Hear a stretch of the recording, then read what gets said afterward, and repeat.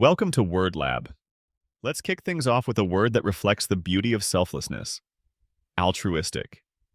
This word describes someone who is selflessly concerned for others' well-being. Imagine someone who always helps others without expecting anything in return. That's an altruistic person. For example, her altruistic nature made her the most beloved teacher in school. It comes from the Latin word alter, meaning other. It's a great word to use when talking about people with a big heart.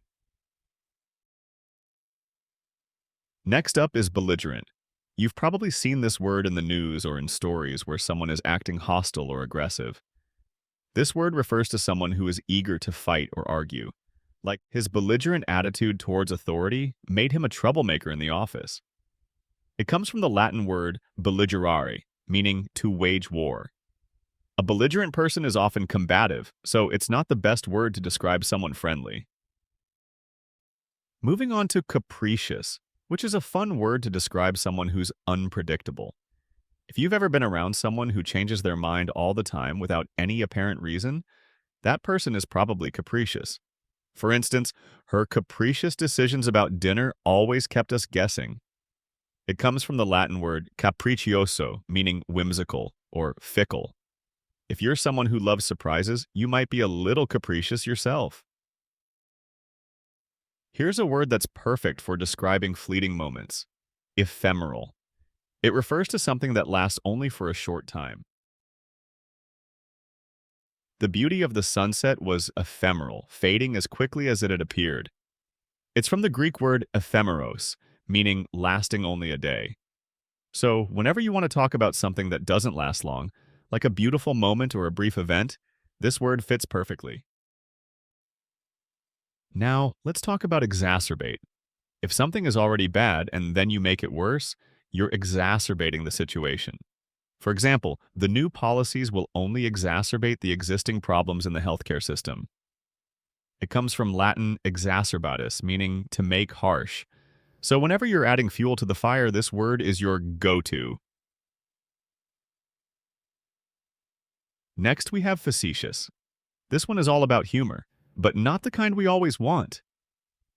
A facetious person makes light of serious situations, often with humor that's not appropriate. Imagine saying something like, his facetious comments during the meeting didn't sit well with the team. It comes from the Latin word facetus, meaning witty or elegant, but it's more about being cheeky than respectful. How about the word inundate? When you're overwhelmed by something, whether it's work, people, or even water, you're being inundated. For instance, she was inundated with emails after the product launch. The word comes from Latin inundare, meaning to flood. So next time you're swamped with tasks, you can say, I'm being inundated with work. Sycophant.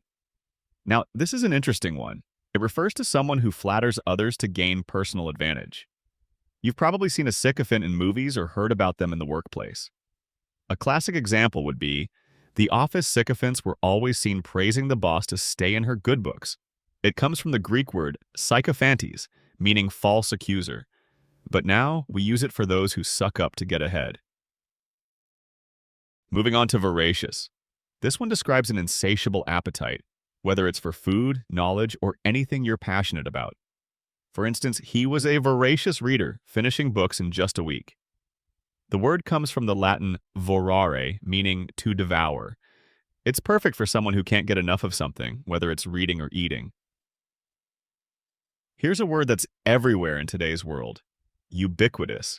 If something is ubiquitous, it's everywhere. Think of smartphones, for example. Smartphones are ubiquitous in today's society. It comes from the Latin word ubique, meaning everywhere. So when you want to say something is all around you, ubiquitous is the word. That's it for today's Word Lab. Now you've got some awesome new words to use. Keep practicing and have fun exploring language. Don't forget to like, subscribe, and hit the notification bell so you never miss a new word adventure. Also, test your knowledge by attempting the quiz in the Google form. Check the link in the description below. See you next time.